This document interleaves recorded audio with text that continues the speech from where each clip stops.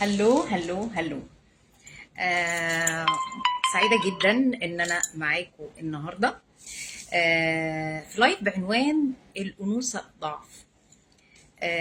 الحقيقة إن أنا حابة إن أنا أدخل في الموضوع على طول علشان اللايف ما يكونش طويل، علشان تقدروا تسمعوه مرة واتنين. فهنبدأ على طول في موضوع اللايف.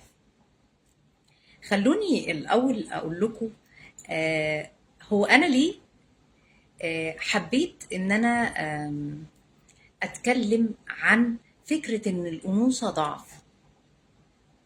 ايه اللي خلاني الفكرة دي تيجي في بالي وافكر ان انا اعمل عليها لايف؟ كنت قاعدة بتكلم مع واحدة صاحبتي، ووسط ما احنا بنتكلم كده لقيتها بتقول لي: ما انا تعبت. قلت لها: تعبتي من ايه؟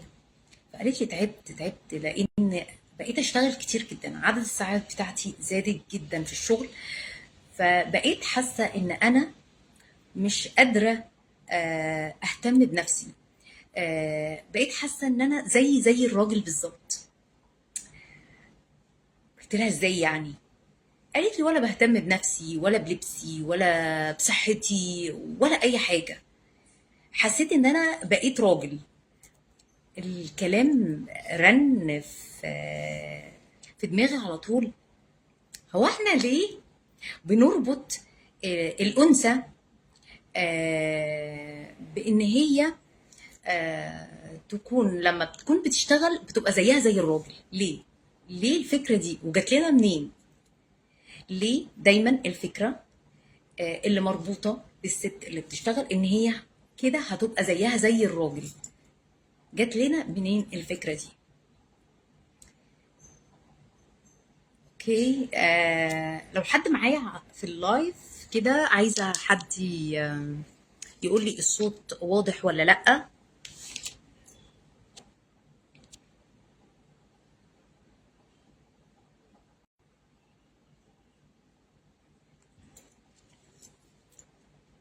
عايزين حد يأكد على على الصوت.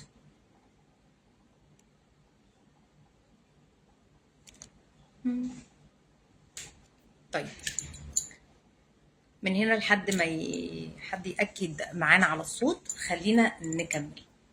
دي كانت حاجة عملت لي شوك كده، خلتني أفكر إن أنا أعمل اللايف ده. تمام. فلما جات لي الفكرة دي قلت خلاص أنا لازم أعمل اللايف اللي بيتكلم على حاجة مسكوت عنها. دايما لما حد بيجيب سيرة الأنثى أو الأنوثة بيجي في باله على طول الضعف. الأنثى ضعيفة. ده الفكرة الأولية اللي بتيجي على طول، أو الصورة الذهنية اللي بتتكون عن الأنثى. حلو الكلام؟ طيب، ودلوقتي بقى مهم قوي أقولك لو أنت هتكملي معايا اللايف للآخر، فاللي هيكمل معايا اللايف ده هيكمل علشان عايز يعرف نقاط معينة. هقولك عن النقاط اللي احنا هنعرفها خلال اللايف. فلو انت مهتمة تعرفي النقاط دي خليكي معايا لاخر اللايف، ولو مش مهتمة ما تضيعيش وقتك. اللايف ده مش ليكي. تمام. النقاط اللي احنا هنتكلم عليها في اللايف، هنتكلم عن ايه؟ هنتكلم على ليه الصورة الذهنية عن الأنثى ارتبطت بالضعف، وهل دي حقيقية ولا مش حقيقية. وكمان هنعرف خلال اللايف ايه الحاجات اللي احنا بنعملها بتخلي الوضع يسوء اكتر، او الفكرة دي تسوء معانا اكتر. يعني خلال اللايف هنعرف تفاصيل اكتر عن النقطة دي. طيب، خلينا نبدأ ونتكلم على اول نقطة. احنا ايه اصلا اللي بيخلينا نفكر ان الانوثة ضعف؟ الفكرة دي اصلا جات لنا منين؟ الفكرة دي اول ما جت لنا منين؟ اللي معانا في اللايف يقول مثلا الفكرة دي، هل الفكرة دي سمعها قبل كده من حد، او لما بيجي قدامه موقف بيجي في دماغه فعلا ان الانوثة ضعف ولا لا؟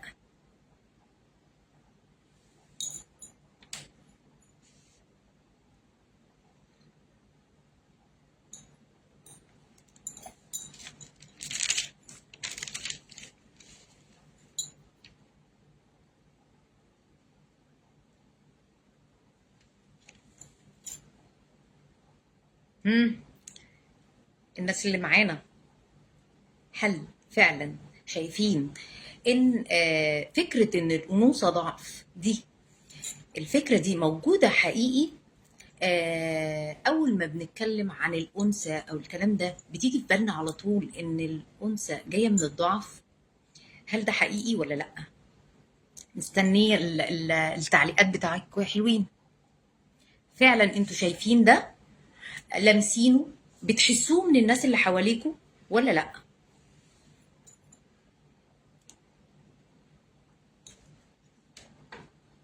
هو أنا مش ظاهر عندي كومنتات ليه؟ مش عارفة، بس انتوا شايفيني. أنا شايفة ناس بتعمل قلوب وحاجات، بس مش شايفة حد يعني بيكتب في الكومنت.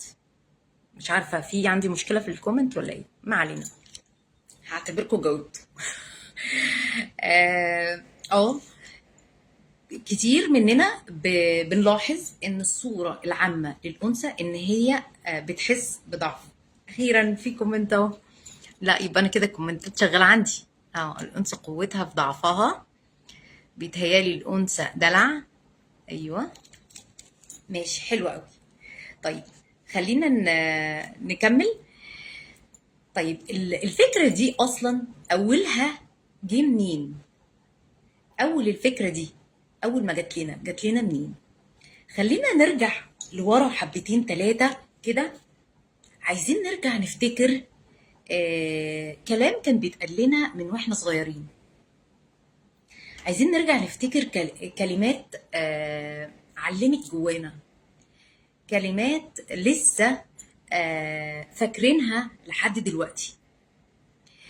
كلام لما بيحصل موقف او بيحصل حاجه قدامي بلاقي نفسي كلمه كده او مثل او عباره كانت بتتقال لي زمان قامت نطه قدامي كده وطلعت قدامي او جت في بالي فجاه. حد عنده حاجه زي كده؟ حد دايما بيفتكر كلام زي ده بيفتكره كلام كان بيتقال له زمان فجأة بيلاقيه نط قدامه؟ زي ايه مثلا؟ زي مثلا الست اخرها البيت، او زي مثلا ما تقارنيش نفسك باخوكي. انت هتقارني نفسك باخوكي؟ مثلا زي الست صوتها ما بيطلعش او ما يعلاش. ايه تاني؟ احتفظي برأيك لنفسك. كلام من الكلمات دي، في حد فيكم فاكر كلمة كانت بتتقال؟ حاجة من زمان قوي كانت بتتقال كل فترة بتظهر كده قدامه، او بتنور قدامه في موقف، بيشوف حاجة حصلت، بيتفرج على مسلسل فبيفتكر حاجة من زمان كانت حصلت. طبعا حلوة قوي. كلمات كتير من الحاجات اللي كانت بتتقال لنا زمان جدا هي لسه محفورة جوانا. الكلمات المحفورة جوانا دي هي اللي مخليانا لحد دلوقتي ماسكين في الصورة الذهنية عن الأنثى. عايزة كده أعرف منكم إيه مثلا الحاجات دي، زي إيه؟ أي حاجة عايزة تعمليه في بيت جوزك. حاضر، أيوة. كان زمان بيتقال أي حاجة عايزة تعمليها ابقي اعمليها في بيت جوزك. دي كلمة من الكلمات أو جملة من الجمل اللي كانت بتتقال. طيب إيه تاني ممكن يكون كان بيتقال؟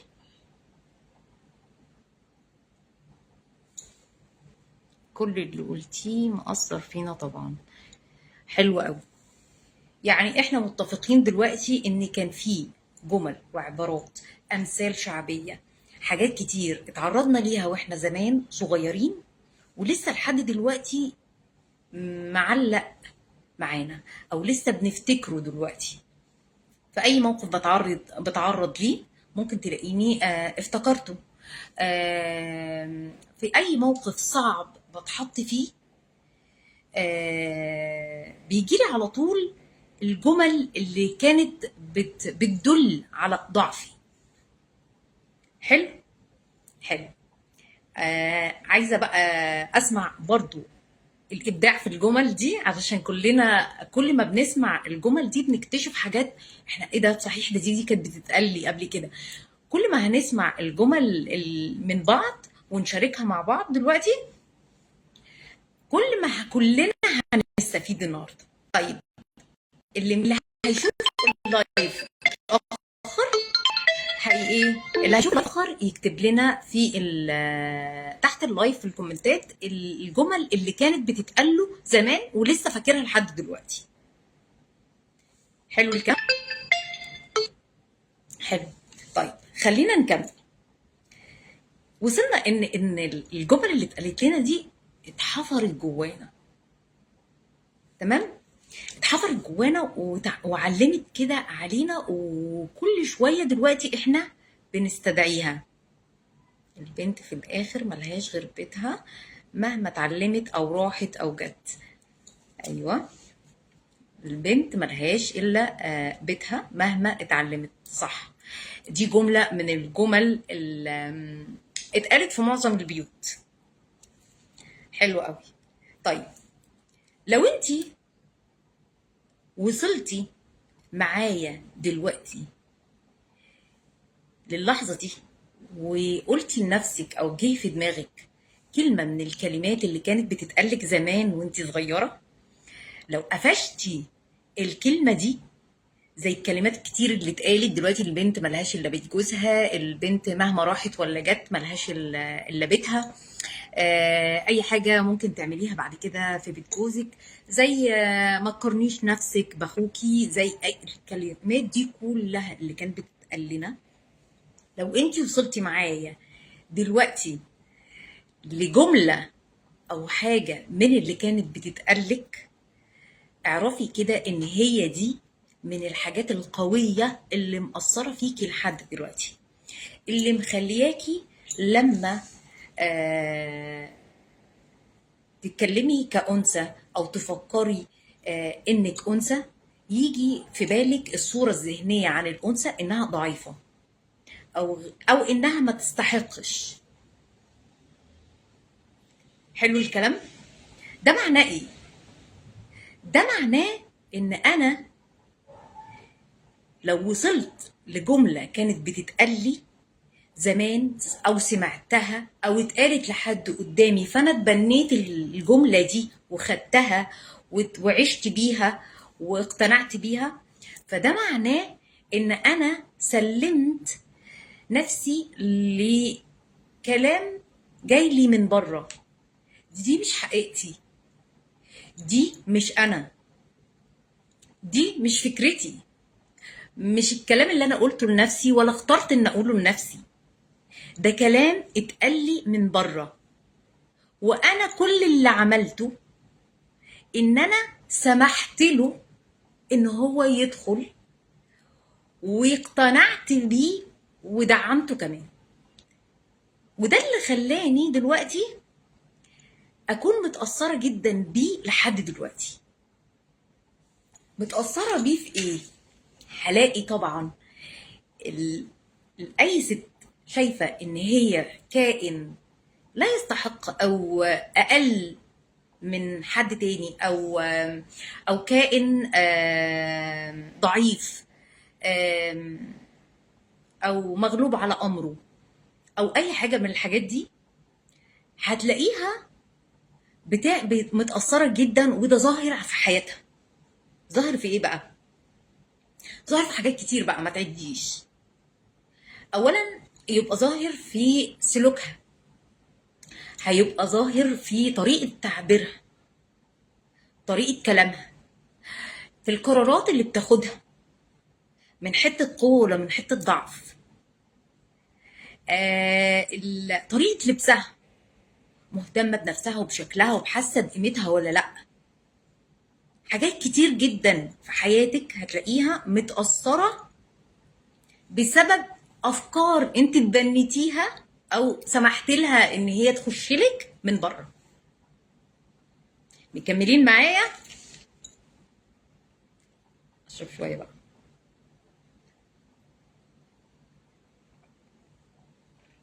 حلو الكلام. فكده احنا وصلنا ان الكلام اللي دخل جوانا من زمان ده مش بتاعنا. طب ايه بقى اللي خلى الكلام اللي هو مش بتاعنا ده يكبر و...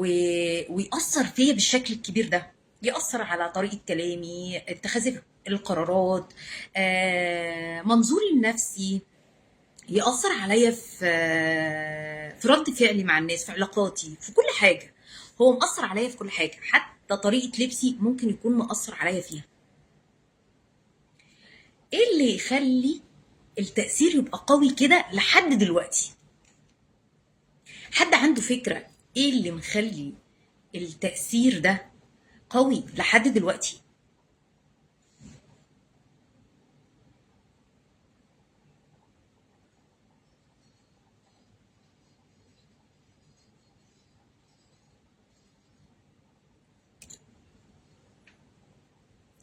حد عنده فكرة ليه التأثير ده مستمر ومكمل معايا لحد دلوقتي؟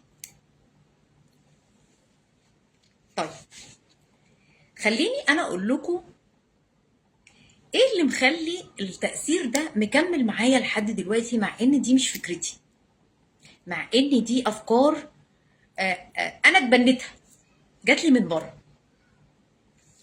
اللي يخلي الافكار دي موجودة لحد دلوقتي ومأثرة عليكي لحد دلوقتي انك بتعززي المشاعر دي، بتعززي وبتقوي الافكار دي. عارفين احنا بنعمل ايه غلط؟ ممكن يكون بدل ما ينهي على الفكرة بيدعمها وبيقويها. لاني اقتنعت بالكلام ده، مش بس سمعته. حلو، ايوه، احنا اقتنعنا بيه وخلاص، وبقيتي بتفتكريه في اوقات لما بتتعرضي لموقف حاسه بيه بالظلم مثلا، لو اتعرضتي في موقف ما عرفتيش تاخدي حقك، او شفتي واحده قدامك بتتعرض لظلم، فانتي بداتي تحسي بالكلام ده. بيطلع كده الجمل والعبارات اللي اتقالت لك من زمان قوي، فجاه تلاقيها طلعت تقولي شفت، هو فعلا زي ما كانوا بيقولوا. فعلا احنا سمعنا الكلام ده وصدقناه، بس لسه في حاجة تانية احنا بنعملها لحد دلوقتي، ممكن بشكل غير واعي، ممكن نكون لسه مش واخدين بالنا احنا بنعمل ايه، بيزود عندنا وبيكبر الفكرة دي، عشان احنا مصدقين الافكار دي من كتر ما هي بتتقال لينا والبنات غيرنا. ماشي، خليني بقى اقول لكم ايه اللي بنعمله غلط واحنا مش واخدين بالنا، ممكن يكون كمان بيزود عندنا الفكرة دي، او الصورة اللي احنا كوناها عن الست اللي دايما، او شرط ان هي تكون ضعيفة، انثى ضعيفة. اللي بيخلينا دايما نعزز الفكر ده هو حاجة ممكن ما تكونيش واخدة بالك منها، بنعملها بشكل يومي. ايه هي ان احنا بنتفرج على السوشيال ميديا، وبنتفرج على مسلسلات وافلام. حلو، مين فينا مفيش يوم بيعدي عليه من غير ما يكون بيقلب في السوشيال ميديا او بيتفرج على مسلسل او فيلم؟ كل يوم كلنا بنعمل ده. فاحنا لما بنعمل ده بيعمل ايه عندنا؟ اقول لك انا بقى. اولا، انت لما بتتفرجي على السوشيال ميديا او بتتفرجي على فيلم او مسلسل، مش هتتابعي مسلسل او تشوفي فيلم لاخره الا اذا لو حبيتيه او في حاجه شدتك ناحيته، صح؟ هتلاقي دايما نفسك بتنجذبي او بتتشدي للافلام، المسلسلات، الاخبار اللي على السوشيال ميديا اللي بتعزز عندك الفكره او الصوره الذهنيه اللي انت كونتيها من زمان. يعني ايه؟ يعني لو انا وانا صغيره كانت بتجيلي كلام، اقدر اقول عليه كلام مثلا عن الانثى بطريقه سلبيه، ان هي ضعيفه، ان هي الست لازم تستحمل، ان هي ما تعليش صوتها او لو انا الكلام ده اللي كنت بسمعه من زمان قوي، وهو ده اللي كون عندي الصورة الذهنية، واقتنعت بيه واقتنعت ان الانثى ضعيفة، هو ده اللي هيخليني اتشد للمسلسلات والافلام والاخبار اللي على السوشيال ميديا اللي كلها بتبين وفيها النسخة اللي انا اتبنيتها، الفكر اللي انا اتبنيته ان الست ضعيفة. تيجي تتفرجي على المسلسلات اللي فيها دايما البطلة المضحية اللي مظلومة من الناس كلها وعايشة دور الضحية، او يخليكي مثلا تدوري على الاخبار اللي فيها الستات المظلومة اللي جوزها جه عليها، اللي الحياة جاية عليها، اللي اولادها معرفش عملوا فيها ايه، حاجات كده من الحاجات دي.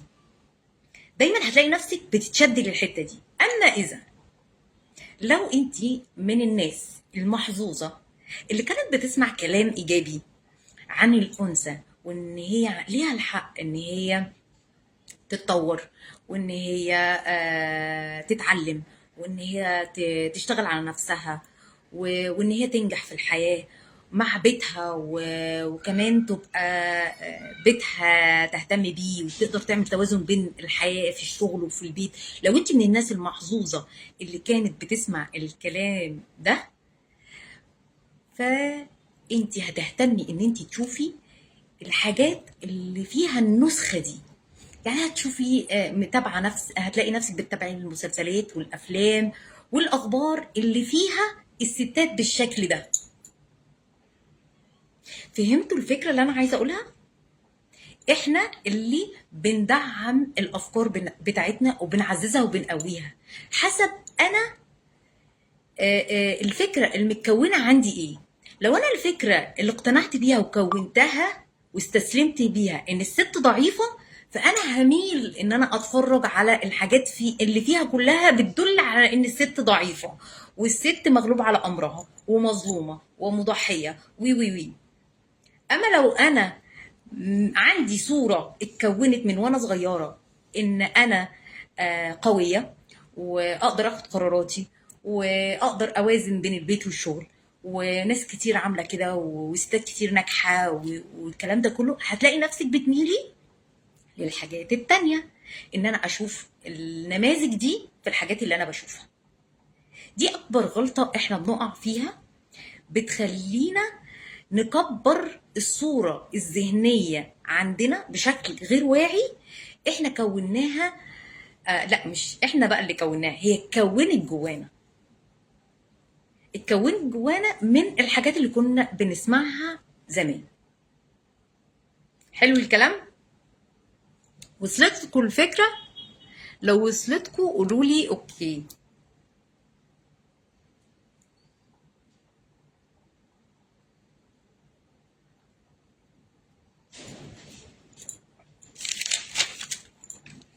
مستنيه. اهلا بالحلوين، اهلا بكل اللي معانا، منورين اللايف بجد، مبسوطه بيكم. طب خليني عقبال ما تكتبوا وتقولوا لي وصلتنا الفكره ولا لا. عقبال ما تكتبوا خليني اقول لكم، لو انت من الناس المحظوظة اللي كانت بتجيلها كلام إيجابي. آه، تمام، الحمد لله، حلو قوي. طيب خلينا نقول بقى، لو انت من الناس المحظوظة اللي الكلام اللي كان بيتقال لها كلام إيجابي، تفتكري لو انت من الناس دي، لو كل اللي اتصدر لك ان انت هتقدري تاخدي قراراتك، ان انت من حقك ان انت تطوري نفسك وتكوني شخصية، و... والشخصية دي مش لازم تكون مؤثرة على جانب من حياتك، وانك تقدري تعملي توازن بين شغلك وبين بيتك، لو انت من الناس المحظوظة اللي كانت بتجيلها الرسائل دي من وهي صغيرة، تفتكري انت مع نفسك شعورك هيبقى عامل ازاي؟ ثقتك هتبقى عالية في نفسك، هتعرفي تاخدي قراراتك، هتعرفي تعبري عن رأيك بأريحية تامة، هتبقي شايفة ان انت من حقك انك تنجحي في بيتك وفي شغلك الاتنين. انما لو انت من الناس اللي بيجيلها الرسائل او جاتلها رسائل سلبية، زي اللي احنا قلنا عليها من زمان واحنا صغيرين، ما تقوليش رأيك، مثلا ما تعليش صوتك، ما تقارنيش نفسك باخوكي، الحاجات دي كلها بتعمل عندك عدم استحقاق، هتخلي عندك ثقتك قليلة، هتخلي عندك شك في قدراتك، هتلاقيكي مش عارفة تاخدي قرارات معينة في حياتك، يعني هيبقى ليها أثر كبير جدا في حياتك. ده الأثر اللي أنا بقول عليه، قد إيه الكلام اللي إحنا كان بيتقال لنا من زمان أثر فينا جدا، وإحنا اشتغلنا على إن إحنا نزوده ونكبره وحطينا عليه سبايسي بقى شوية مشاعر. لما كنتي بتتفرجي على مسلسل أو مشهد فيه ست ضعيفة أو اللي حواليها جايين عليها مظلومة، كنت بتحطي عليها بقى شوية مشاعر، وش المشاعر دي بقى مش قادرة أقولك بتعمل فينا إيه، بترسخ الفكرة اللي عندك دي بزيادة، بتزرعها كده جواكي، بتبقى من الصعب ان انت تشيليها لو الفكرة محملة بمشاعر. حلو الكلام.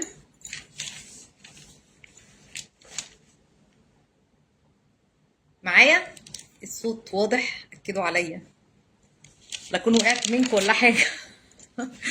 الصوت واضح؟ مكملة؟ حلو، حلو قوي. طيب دلوقتي وصلنا ان احنا عرفنا ايه لحد دلوقتي، عرفنا ان في صورة ذهنية اتكونت عندنا عن الانثى ان هي ضعيفة، وعرفنا الانثى الضعيفة، الصورة دي جات لنا منين؟ عرفنا ان هي جات لنا من زمان جدا جدا جدا، وقعدنا نفتكر كده مع بعض الكلام اللي كان بيتقال لنا، وقلنا كلام كتير، وناس شاركت معانا بجمل وعبارات كانت بتتقال ليها وهي صغيرة ولسه فاكراها لحد دلوقتي، وعرفنا ده تأثيره علينا ايه، وعرفنا احنا ازاي لحد دلوقتي عمالين نكبر في الفكرة دي او في الصورة الذهنية اللي عندنا دي، وقد ايه هي مأثرة علينا لحد دلوقتي. حلو، حلو. طيب احنا عرفنا دلوقتي ان هي مأثرة علينا، ومأثرة علينا بشكل كبير، مخليانا شاكين في قدراتنا وفي مهاراتنا، مخليانا مش قادرين نعمل توازن في حياتنا. طيب تفتكروا ايه تاني، ايه تاني ممكن يكون مخلينا لسه بنعيد الدايرة لحد دلوقتي. كل ده أنا بحاول معاكم كل واحدة تعرف إيه الحاجة اللي هي بتعملها لحد دلوقتي مخلياها لسه بتدور في الدايرة دي، إن هي مفكرة إن هي كأنثى ضعيفة، إن هي طالما إنها أنثى فهي ضعيفة. احنا لسه بنحاول نفكك الحته دي. فخليني يعني اقول معاكم اخر جزء، وهو احنا ايه اللي مخلينا لسه لحد دلوقتي برضو عندنا الدايره دي لسه دايرين فيها.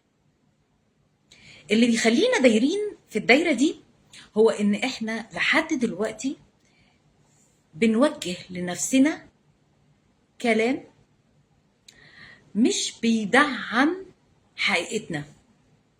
كل حد فينا عنده صوت داخلي. الصوت الداخلي ده يا اما بيكون صوت ايجابي يا صوت سلبي. تعالوا نشوف بقى انت كأنثى ايه نوع الصوت او الكلام الداخلي اللي انت بتقعدي تقولي لنفسك.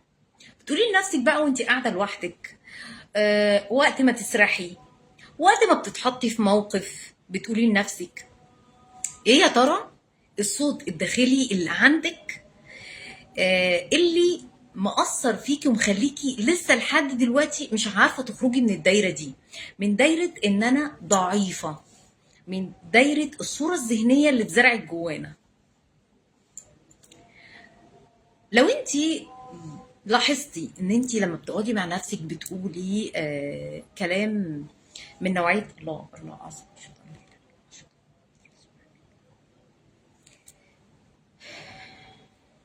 لو انت من النوع اللي لما تقعدي مع نفسك بتوجهي لنفسك كلام سلبي من نوع زي ايه؟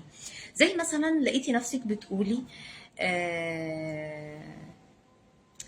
ما هو انا ما فيش حاجه بعرف اعملها، انا ما فيش حاجه بدات فيها وعرفت اكملها، انا مش بعرف اعمل الحاجات دي اعمل زي الستات الناجحه، انا ما بعرفش اعمل حاجه اصلا، ما فيش حاجه انا شاطره فيها. لو لقيتي نفسك بتقولي كلام زي مثلا انا مقصره، انا مقصره في حق اولادي، مقصره في حق بيتي، في حق جوزي، انا مقصره في حق نفسي، مش مهتميه بنفسي كفايه. لو لقيتي نفسك بتلومي على نفسك، استني، طب ما هو فعلا الست ضعيفه مقارنه بالراجل، اني مش هتقدري تتحملي ولا تشيلي مسؤوليه ولا اوزان زي الراجل. برافو، برافو. ان في حاجه انا كتبتها على الستوري، خلينا الاول اقول لكم الكومنت بيقول طب ما هو فعلا الست ضعيفه مقارنه بالراجل، مش هتقدري تتحملي ولا تشيلي تقل المسؤوليه ولا اوزان زي الراجل. حلو، فعلا انا كتبت كاعلان على اللايف ده جمله بقول انتي ست ب100 راجل. هل دي كلام معنوي فيما معناه، يعني ان هو كلام معنوي ليكي يرفع معنوياتك، ولا جنازة للأنوثة بتاعتك؟ الفكر اللي انت بتقولي عليه ده صح جدا. في فرق كبير جدا بين الست وبين الراجل. خليني يعني هكمل النقطة دي بعد ما اخلص الحتة دي عشان هقولها واختم. اوكي طيب، هرجع للحته اللي كنت بقول فيها في رسائل اصوات داخليه احنا بنقولها لنفسنا، بنجلد نفسنا بيها، اصوات مش داعمه، زي انا مقصره، افضل على طول الوم نفسي، انا مش مهتميه بولادي بالقدر الكافي، مش مهتميه ببيتي، مش مهتميه بنفسي، مش مهتميه باهلي، بمامتي، باخواتي، انا مش عارفه اكون ناجحه زي بقيه الستات، انا مش بعرف اعمل حاجه في الحياه، انا مش شاطره. كلام كله جلد جلد جلد لنفسك. الكلام ده كله، الصوت الداخلي ده بيعمل فيكي ايه؟ بيدخلك على شعور واحساس بالذنب. الشعور والاحساس بالذنب ده بيدعم عندك ان انت ضعيفة او انت مستضعفة. بيعزز برضو نفس الفكرة ان الانثى ضعيفة، نفس الفكرة بتدعميها بس بطريقة تانية، بان انت بقى بتدعميها بس بطريقة صوت داخلي بشكل غير واعي. ووقت ما تقعدي مع نفسك بتلاقي نفسك بتقولي كلام سلبي لنفسك. انا عمري ما كملت حاجه، انا عمري ما نجحت في حاجه، انا مش بعرف اعمل توازن بين بيتي وبين شغلي، انا مش مهتميه بولادي بالقدر الكافي، انا حاسه ان انا مقصره. حاجات كتير جدا، مقصره في صحتي، مقصره مع نفسي. مهم كلام صوت كله جلد ولوم لنفسك. بيعمل ايه؟ بيعمل برضو ان انت بتعززي نفس الكلام اللي احنا قلناه، الصورة الذهنية ان الانثى ضعيفة. كله بيصب في حاجة واحدة، ان انت عمالة تكبري وتضخمي في الصورة الذهنية اللي انت حطيتيها عن الانثى. فبالتالي ايه اللي بيحصل؟ بالتالي بتلاقي نفسك بتقولي لنفسك ان انت خلاص مش قادرة، انا تعبت، انا مش قادرة اكمل اكتر من كده. بتوصلي لمرحلة فيها بيرن اوت، انا خلاص حاسة باحتراق داخلي. الاحتراق ده بقى يخليكي ايه؟ يخليكي يظهر لك اعراض جسمانيه، ارهاق، تعب، يخليكي تستسلمي عن الاهداف اللي انت عايزه تعمليها، النجاحات اللي انت عايزه تعمليها. تحسي الاحتراق ده يوصلك ان انت تبداي تقارني نفسك بالناس اللي حواليكي، وتقارني حياتهم بحياتك، وتوصلي لنتيجة تلاقي نفسك بتقولي هي ليه الحياة عاملة معايا كده؟ اشمعنى انا؟ اشمعنى انا ناس ناجحة وانا لأ؟ اشمعنى هم عارفين يعملوا يوازنوا بين حياتهم ويهتموا بنفسهم وعايشين حياتهم وانا المظلومة؟ هتلاقي نفسك دخلتي في الحتة دي. الحتة دي وحشة جدا، هتوصلك للاحتراق اللي بقولك عليه. هتلاقي بقى جسمك ابتدى يشتكي، تظهر عليكي اعراض جسمانيه واعراض نفسيه. تلاقي نفسك بقى دخلتي في حاله اكتئاب، حاله من الصمت. تلاقي نفسك لا، انا كفايه. انا توصلي لمرحله تقولي انا مش عايزه حاجه، مش عايزه اي حاجه. جاتلك منين بقى الحاله دي؟ هنا بقى يجي الكومنت اللي بقول لكم عليه هنتكلم عليه. طيب، هنا كانت بتقول فعلا الست مش زيها زي الراجل، وفعلا ان الست ما تقدرش تشيل المسؤوليات اللي بيشيلها الراجل، ولا الاوزان اللي هو بيقدر يشيلها هي تقدر تشيلها. طب نشرب بقى ونكمل. خليني اقولك بقى حاجة مهمة لازم نكون عارفينها عن طبيعة الست وطبيعة الراجل. والحتة دي تسريبة كده، يعني مش هتعمق فيها قوي. الست هي كائن متناغم مع الحياة. يعني ايه متناغم مع الحياة؟ الست متناغمة، تقدر تعمل حاجات كتير جدا في نفس الوقت. واللي بيقول ان الست ما تقدرش تشيل مسؤولية زيها زي الراجل، لا، يعيد تفكيره، لان في ستات كتير شايلة مسؤولية زيها زي الراجل. بس في حاجة محتاجين نوضحها.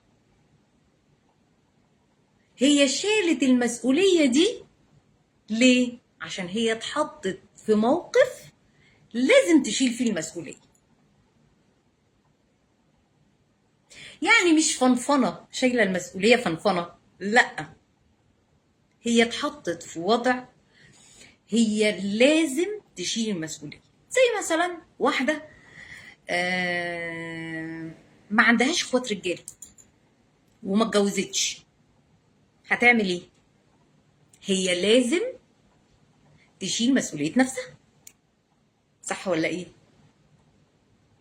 كم واحده نعرفها بالمواصفات اللي انا قلت عليها دي شايله مسؤوليه نفسها؟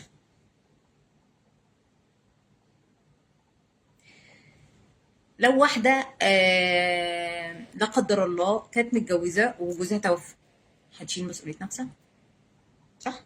لو ما عندهاش حد تاني يعولها هتشيل مسؤوليه نفسها. فاللي عايزه اقوله لك آه ان لا، الستات تقدر تشيل المسؤوليه،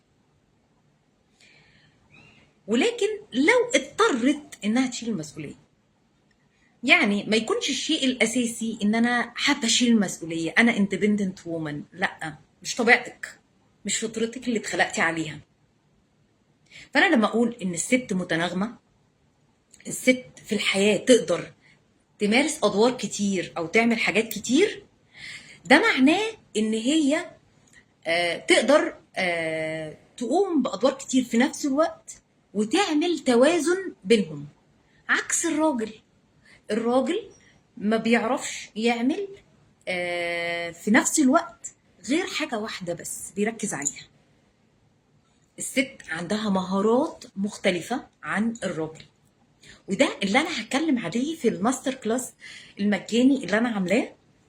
هنتكلم فيه اكتر على النقطة دي، الفرق بين الست وبين الراجل، وازاي الست لما بتسعى في الحياة السعي بتاعها لازم يكون مختلف عن الراجل عشان ما توصلش لمرحلة البيرن اوت، وازاي يبقى بمتعة ما يكونش جاي عليها بتعب. فلو اللي حاضرين هنا حابين يكونوا معايا في الماستر كلاس المجاني، الطريقه اللي تقدروا تحضروا بيها اللايف ده الماستر كلاس، ان انتوا بعد اللايف تعملوا كومنت تحت اللايف لمنشن لاصحابكم، 3 من اصحابكم البنات او الستات او اخواتكم او حد من قرايبكم اللي حابين ان هم يحضروا معاكم ويسمعوا الكلام ده. اوكي، هتعملوا منشن ل3 أو 5 من اصحابكم. بالطريقه دي هتواصل معاكي برايفت، هبعت لك الميعاد بتاع الماستر كلاس، هبعت لك الوقت، و هبقى سعيده جدا ان انت تنضمي معايا للماستر كلاس. فخليني كمان اقرا الكومنت. بس الست اللي بتشيل مسؤوليه زي الراجل بتحس انها فقدت انوثتها وبيتقال عليها مسترجله، صح؟ مش بيتقال عليها مسترجله، هم فعلا بيقولوا لها انت ايه، هقول لك الكلمه بالظبط اللي بيقولوها. اه انت بقيتي شبه الرجاله، انت بقيتي مسترجله. وخدي بالك ان الست اللي بتعيش دور الاندبندنت وومن بطريقه غلط، وان هي عايزه تستغنى عن الراجل كليا وتعيش الدور ده، بتتاثر جدا نفسيا وجسمانيا. بتتاثر في طريقه لبسها، بتتاثر طريقه كلامها، بتتاثر نفسيا، هدوءها بيتاثر. طبيعه الست مختلفه عن الراجل. الراجل طبيعته ان هو شخص السعي بتاعه عباره عن دوينج، افعال على طول مستمر. بيقول لك ايه ده، ماشي في ساقيه، في طاحونه. غير الست مش كده، السعي بتاعك في الدنيا مش كده. وده اللي احنا هنفهمه في الماستر كلاس اكتر، ازاي الست السعي المفروض يكون بتاعها من حته انثويه بتدعم الفطره بتاعتها، حته ما توصلهاش للبرن اوت او الاحتراق. فخلونا نختم اللايف لحد كده عشان ما يطولش معانا اكتر من كده، علشان لو حابين تسمعوه تاني يبقى سهل عليكم تسمعوه، يكون مدته قصيره. فانا مبسوطه جدا ان انا كنت معاكم. بفكركم تاني اللي عايز يحضر معايا الماستر كلاس المجاني اللي هنتكلم فيه اكتر عن السعي بالشكل الانثوي بيبقى عامل ازاي، والفرق بينه وبين الشكل الذكوري بيبقى عامل ازاي، وازاي انا ابقى بقوم بادواري المختلفه في الحياه ومسؤولياتي من حته انثويه اكتر، حته ما توصلنيش للبرن اوت.